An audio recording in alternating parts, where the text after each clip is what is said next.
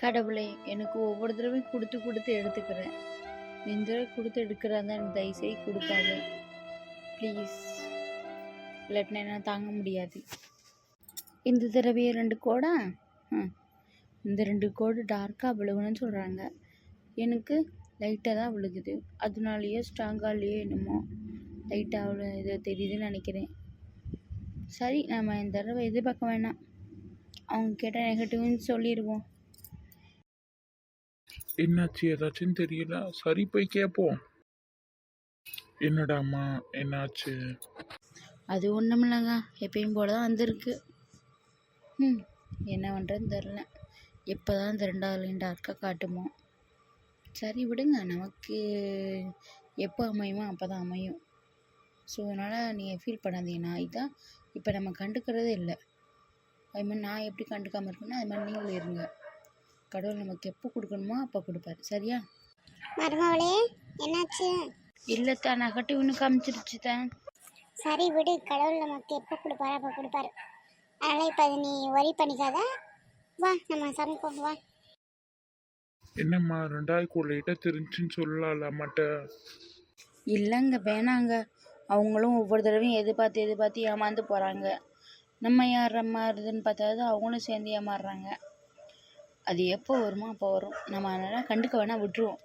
இருக்கணும்னு இருந்தால் இருக்கும். சரியா? நம்ம இருக்கும் இப்போ கொஞ்சம் பார்த்தே இருப்போம். நிற்கிறதா இருந்தால் நிற்கட்டும், இல்லை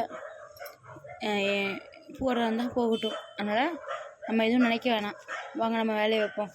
ஐயா ராஜு, ராஜு, சரோஜா, சரோஜா, என்ன வீட்டில் யாரையுமே காணோம்? ஆள் இருக்காங்களா இல்லையா? நம்ம யாரும் ஓடி போயிட்டாங்களா?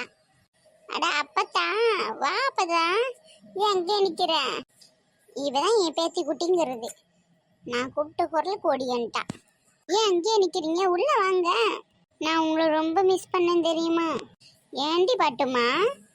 ஆமாம், வர வர எங்கள் அம்மா இம்சையும் என் அண்ணன் முன்னாடி இம்சையும் தாங்க முடியல. 2 பேரும் ஒன்று சேர்ந்துக்கிட்டு என்னை டார்ச்சர் பண்ணுறாங்க. அப்பத்தான் நீங்கள் என்ன எதுவும் கேளு. அப்பத்தான் நீ வந்தது தான் எனக்கு மனசு நிம்மதியாக இருக்குது. அவளே கிடக்காளுக. ஆமாம், என் கொள்ளு பேத்தி எங்க? பேரன் எங்க? ஆனால் நீ மட்டும் வந்திருக்க. அதை ஏன் கேட்குறீங்க? சிமையிலே இல்லாத பிள்ளையா பார்த்து கட்டி வச்சாங்களே எங்கள் அண்ணனுக்கு. அவளால் தான் என் பிள்ளையும் வரல, என் வீட்டுக்காரும் வரல. அவ என்ன பண்ண? உன் பிள்ளைய எதுவும் அடிச்சு விட்டாளா? உன் மாமியாருக்கு தெரிஞ்சிருச்சா? என் பிள்ளைய அடிச்சானா அவள் கையை அடுப்பில் ஒடிச்சு வச்சிட மாட்டேன்.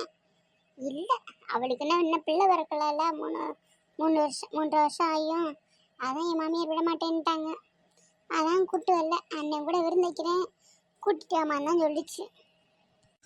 என்ன இப்படி சொல்கிறவ? அப்புறம் என்னமோ அவள் மாசமாக இருக்கான்ற மாதிரிலாம் சொன்னாங்க. அதான் கிளம்பி வந்தேன். இந்நேரம் எப்படி 3 மாதம் இருக்குன்னு நினச்சேன். இன்னும் எப்படி சொல்லிட்டவ?